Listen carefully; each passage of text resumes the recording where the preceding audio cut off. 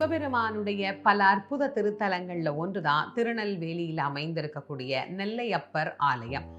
இந்த நெல்லையப்பர் இங்கு தோன்றியதற்கு ஒரு வரலாறு உண்டு. காலத்துல இது மூங்கில் காடாக அமைந்திருந்தது. அவ்வழியாக மன்னனுக்கு பால் எடுத்து கொண்டு வரக்கூடிய ஒரு பால் வியாபாரி. தினந்தோறும் அவர் வருகின்ற அந்த பாதையில திடீர்னு ஒரு நாள் ஒரு இடத்துல கால் இடறி கீழே விழுந்துடுறார். அவர் கையில இருந்த பால்லாம் கொஞ்சம் கொட்டிருச்சு.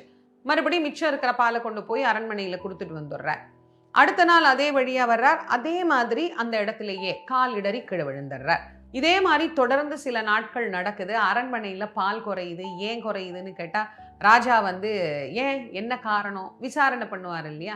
இல்ல மன்னா, தினம் இப்படி ஒரு காரணத்தை சொல்றாரு. என்னப்பா தினம் ஏதோ பால் கொட்டிருதாமே உனக்கு அப்படின்னு. ஆமா மன்னா, நான் பொய் சொல்லல, உங்ககிட்டே நான் சொல்லணும்னு நினைச்சேன். அந்த இடத்துல பேய் இருக்கா, பிசாசு இருக்கா, பூதம் இருக்கா, என்ன இருக்கான்னு தெரியல. சரி நான் வரேன் அப்படின்னு அந்த இடத்த எனக்கு காட்டு அப்படின்னு தன்னுடைய படைகளோடு போய் அவர் காட்டுற இடத்துல இருக்கக்கூடிய அந்த செடி கொடி மூங்கில் எல்லாத்தையும் நீக்கி விட்டு அவர் அங்க பாக்குறாரு. இந்த இடத்த குத்தி பாருங்க, இப்படி பார்த்தா ஒன்றும் தெரியல, தோண்டி பாருங்க அப்படின்னு கடப்பாறையால குத்தும் போது அந்த இடத்தில் ரத்தம் பீரிட்டு வர சுயம்புவாக வெளிப்பட்ட மூர்த்தி தான் நெல்லையப்பர். சுயம்புவா அந்த பெருமான ஆலயம் அமைத்து வழிபாடு பண்றாங்க. ஆனால் இந்த இறைவனுக்கு நெல்லையப்பர் அப்படின்னு பேர் வருவதற்கு ஒரு காரணம் உண்டு. ஒரு சிவபக்தர்.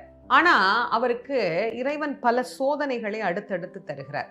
கடுமையான பஞ்சம், வறுமை, யாருக்கும் இந்த உணவு சேகரிப்பது, நெல் கிடைப்பது அப்படிங்கிறது ரொம்ப அபூர்வமாக போய்விட்டது. அப்படி இருந்த போது இவர் என்ன நினைச்சார் தெரியுமா?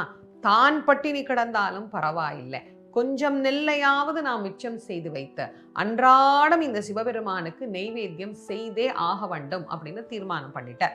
ஒரு நாள் என்ன பண்றார், இந்த நெல்லெல்லாம் ஈரமா இருக்குதே, இதை என்ன பண்றது, கொஞ்சம் காய வைக்கலாமே அப்படின்னு என்ன பண்றார், காய வச்சுட்டு குளிக்கிறதுக்காக போயிட்டார்.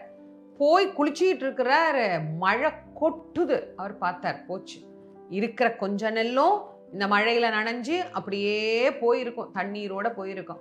நான் இனி சுவாமி நைவேத்தியத்துக்கு என்ன பண்ண போறேன்னு தெரியலையே அப்படின்னு ஓடி பார்க்குறாரு. என்ன ஆச்சரியம், அவர் நெல்லு காய வச்சிருந்த இடத்துல மட்டும் மழையே பெய்யலைங்க, சுத்தி மழை பெய்யுது. ஏன்? இறைவன் அந்த நெல்லுக்கு வேலி கட்டி அந்த நெல்லை காப்பாத்தி கொடுத்தாராம் தன்னுடைய பக்தனுக்கு. இறைவன் நெல்லை வேலி கட்டி காப்பாத்திய காரணத்தினால இறைவனுக்கு நெல் வேலி நாதர் அப்படின்னு பேர். அதான் பின்னாடி மருவி நெல்லையப்பர் அப்படின்னு ஆகிவிட்டது. கண்டிப்பா ஒரு முறை போய் இந்த பெருமானை தரிசனம் பண்ணி